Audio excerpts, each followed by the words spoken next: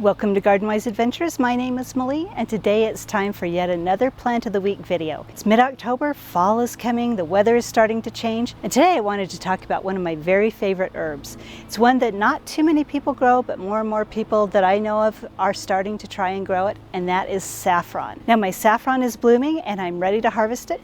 Let's go show you what it looks like, harvest some, and talk a little bit about how to grow saffron. So we have some lawn mowing noises, I'm sorry about that. But that's what happens at the end of the day in October. Final mow of the season. But anyway, this is where I have my saffron planted. This is where the bulk of it is planted. It's not too much, but I don't use saffron a lot, so it's been enough for me.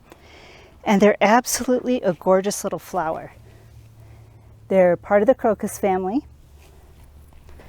and they bloom in the fall. And what happens, right here we've got some more saffron coming up. You can see the little stems starting to emerge. Then they turn into a grass. You can see this right here. And then the flower comes up. Now the part of the saffron that we harvest are the little red stamens right here. So let's see if I can get a hold of these. So this is a saffron. There's usually about 3 stamens. I've only got 2 here. Let's see if I can find the other one.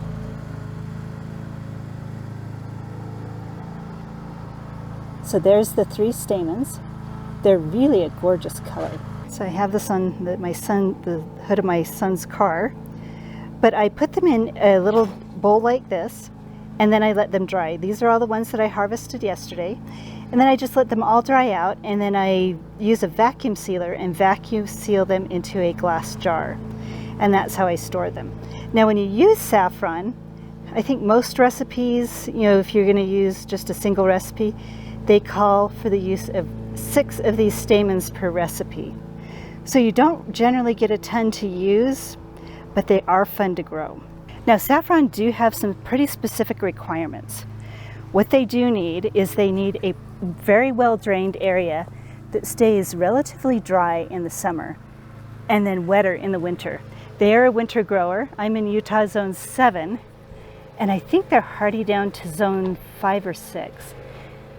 And the leaves grow all winter long, and they stay out and stay green until the spring, and then they die back and they're completely gone, and you don't know they're here during the summer. Now they will rot out if you put them in an area where they get a lot of water. Let me show you one area where I'm starting to lose a lot of my saffron. Now I've actually got 2 areas where they're starting to die out. This right here, I may actually get a flower for the first time in a few years, or maybe I won't. But this area is in my front yard, and it ended up being surrounded by a ton of plants. I planted a bunch of plants around it, and they got shaded out. So these come up, but they don't end up flowering. They need full sun to flower. And I'm sorry, the lawn mowing sounds are going to get louder because my son is mowing the lawn in the back. I won't even tell you how long it's been since we've mowed the lawn. We will go into that story maybe another time. But I had planted a bunch of saffron, hundreds of saffron, around all my fruit trees here.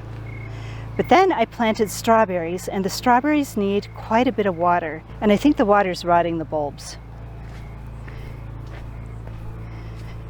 Because every year we get fewer and fewer and fewer that pop up. So this is one that I harvested yesterday, and this is one that I can harvest today.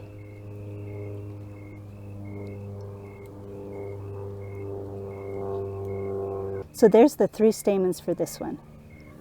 So I planted a couple of 100 saffron bulbs, and all but about 50 died back, and so I get the 3 times 50, about that many stamens a year, and that's a lot of saffron. That's a lot more than I actually use because I really don't use saffron in my cooking that much.